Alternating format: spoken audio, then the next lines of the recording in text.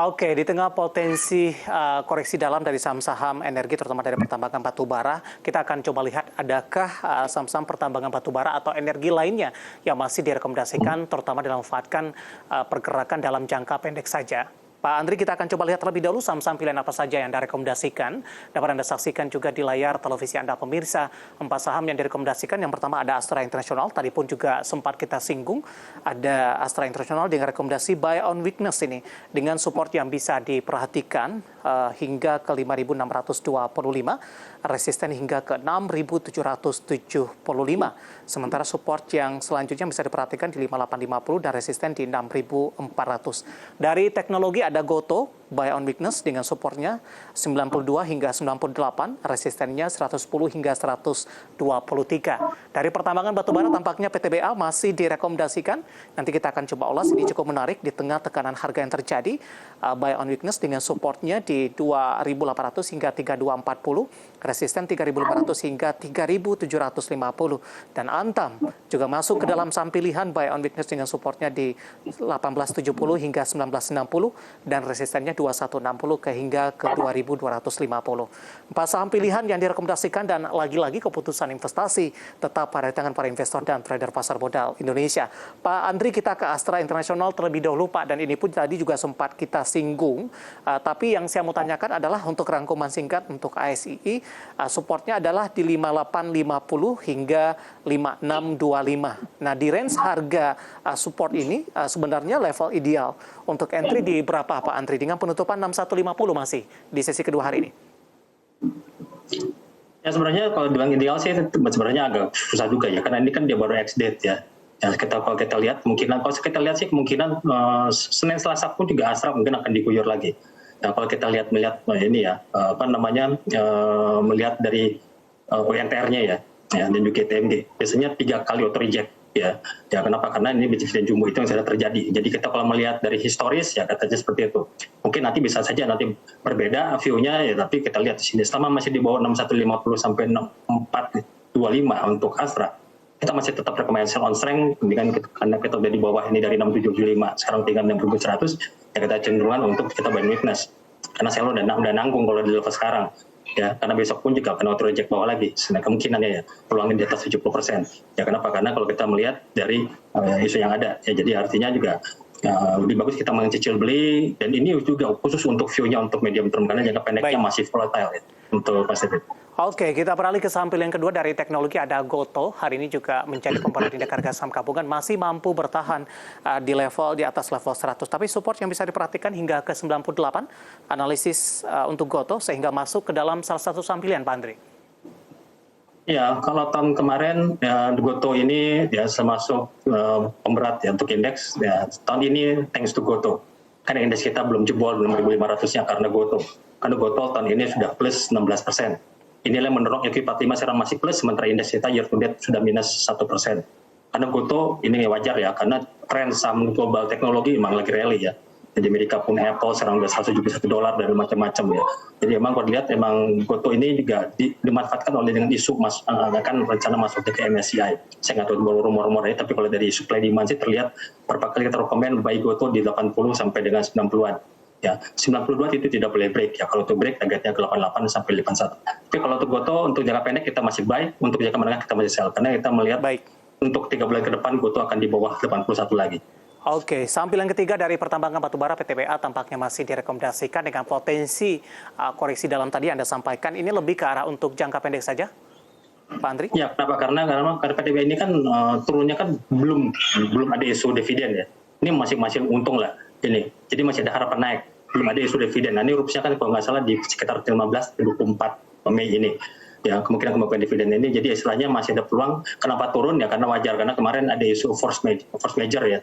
Karena harus menghentikan delivery untuk coal-nya. Jadi juga akan membatasi juga untuk cuan yang nonton nanti di kuartal 2. Jadi ini saya pikir ya penurunan di bawah. Tapi kalau teknikal seharusnya sih PTBA di bawah 3260 ya 3240 low tahun kemarin. Ya karena ada wave 5-nya belum selesai, jadi koreksi C-nya belum selesai, jadi harusnya hati-hati ya untuk ini, mendingan sekarang udah 3.600 ya, sekali auto reject lagi pun bisa mencapai 3.200, jadi untuk kita trading jangka pendek saja untuk untuk PTBA. Terakhir singkat saja untuk Antam, Pak Andri, sebelum kita jeda kembali secara teknikal. Ya, Antam good untuk oil, good untuk goldnya, tapi bad news yang dari chemicalnya. Jadi yang bolak-balik. Jadi artinya kalau di teknikal simpelnya gini aja. Jadi emang koreksinya kemarin tertingginya 2160, sekarang closingnya 2040. Jadi harusnya dia break di bawah 2000. Jadi harusnya bisa menuju di bawah 1960 sampai 1900 kita beli lagi. Koreksinya turunnya ke sana. Sebelum nanti rally lagi, nanti target kita masih 2250 sampai 2390 untuk Antam view 2-3 bulan ke depan. Baik, 4 saham pilihan yang direkomendasikan ada ASII, Goto, PTBA, dan juga Antam. Dan lagi-lagi keputusan investasi tetap ada di tangan pemirsa Idea Channel. Pak Andri, kita masih punya satu segmen lagi. Cukup banyak pertanyaan masuk di WhatsApp interaktif. Nanti kita akan coba ulas satu persatu dan pemirsa kami akan segera kembali usai jeda berikut ini. Kita sudah sampai di segmen terakhir dan terima kasih juga untuk Anda yang masih bergabung bersama dengan kami. Pak Andri, waktu kita cukup terbatas, langsung saja ada Bapak Anggiat di Bekasi menanyakan saham ICBP sudah ambil posisi di 10.000. Kalau mau jual di harga berapa? Hari ini ICBP volatilitasnya cukup tinggi, tadi sempat menyentuh di 10.700. Di menit-menit terakhir jelang penutupan, ICBP tampaknya ditarik kembali ke zona hijau sehingga level penutupan merupakan level tertinggi di sepanjang perdagangan hari ini. Ya, kalau CDP sendiri bagus ya, peran-perannya bagus, kemarin juga sudah break resist, kemarin kan CDP break resistnya di 10.600, ini masih wave 3. Jadi artinya masih bisa ke 11.050 sampai dengan tertingginya 11.600 untuk kecil jual.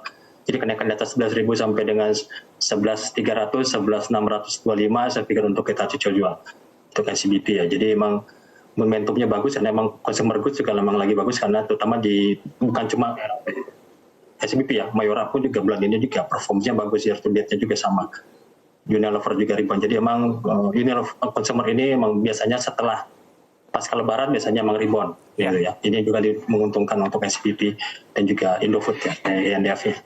Baik, selanjutnya ada Bapak Bob dari Jakarta menanyakan saham Antam dan tadi pun juga sempat kita singgung, Pak Andri dan masuk ke dalam sampilan Anda. Ingin buy Pak, coba di review singkat level entry untuk Antam yang cukup menarik sampai sejauh ini. Ya, Antam seperti saya bilang tadi, emang harusnya kalau ada wave-nya harusnya bisa break di bawah 2000 sampai 1960 kita cicil beli ya. Stop loss-nya di bawah 1870.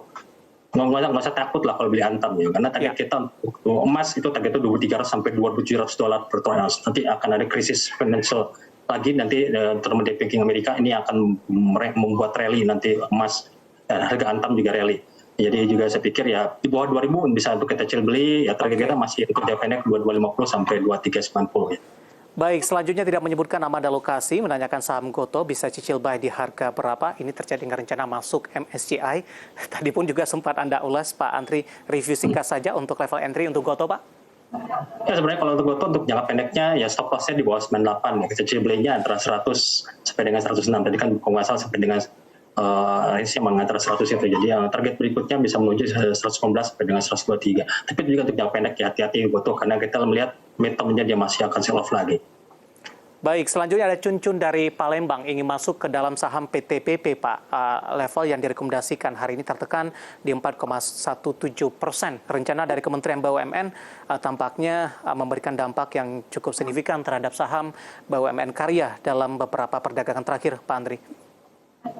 Ya kita sih tidak begitu rekomen ya, hati-hati untuk PTPP ya. Ada new low lagi nanti lebih dalam lagi nanti di bawah di sini 484 ya. Sekarang kan masih harganya masih 575 ya. Ya, catat aja. Jadi emang kenapa? Karena dari cycle long termnya pun juga masih bearish. Ya ini masih porsi kelima. Jadi hati-hati, ini daily-nya sudah overbought, jadi emang harusnya juga dia koreksi.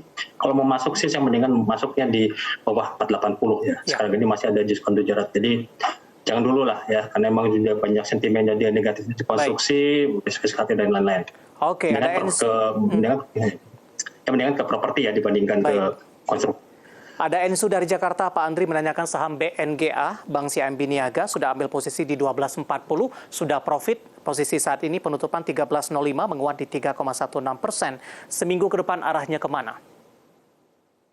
Ya kalau lihat seperti ini sih harusnya untuk BNGA minggu depan kemungkinan konsolidasi ya. Naiknya pun terbatas, jadi kemungkinan bisa break 13.35 sampai dengan sini 4.400.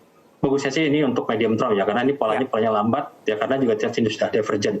Volumenya juga relatif kecil, jadi artinya naiknya pelan-pelan ya, tapi pasti gitu, lebih bagus lah. Jadi artinya goodnya untuk kita di data view 3-6 bulan ya. Jadi kalau untuk jangka pendek ya mungkin return-nya nggak terlalu banyak.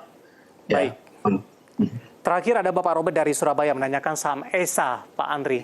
Hari ini ditutup di 595, melemah lagi cukup dalam 5,56%. Sudah ambil posisi 800, ingin average down di level berapa direkomendasikan, kemudian target price di berapa untuk ESA setelah average down dilakukan. Singkat saja Pak. Ya singkatnya ini wave correction C. Correction C itu kalau di recounting elite wave itu namanya killer ya, pembunuh. Jadi ini paling panjang. Jadi hati-hati, dia akan tembus di bawah 560 sampai dengan lihat di sini sampai dengan ke 450. Hati-hati. Jadi emang kalau lihat ini koreksi 3-nya masih jalan, ini baru koreksi 5 ya. Jalan dalam 5, jadi 5 dalam 5 minor ke major, jadi artinya untuk jangka pendek, jangka menengahnya kurang bagus. Jadi kalau kita mencicip beli mendingan di bawah 500 sampai 450. Jadi kalau kita mau trading jangka pendek, di sini kalau kita mau beli, hanya beli kalau dia break di atas 705. Oke, Bapak Robert dari Surabaya tampaknya sekaligus mengakhiri kebersamaan kita di IDX Extension Closing untuk kali ini. Terima kasih pemirsa sudah bergabung di WhatsApp interaktif kami dan semoga bisa menjadi referensi. Dan lagi-lagi keputusan investasi tetap ada di tangan pemirsa IDX Channel. Pak Andri, terima kasih juga sudah bergabung. Sehat selalu, Pak. Baik, terima kasih. Ada Bapak Andri Zakaria Stregar, Head of Technical, Analis PT BNI Sekuritas. Akhirnya, saya David San Oval dan seluruh kerabat kerja yang bertugas mengucapkan terima kasih dan sampai berjumpa kembali.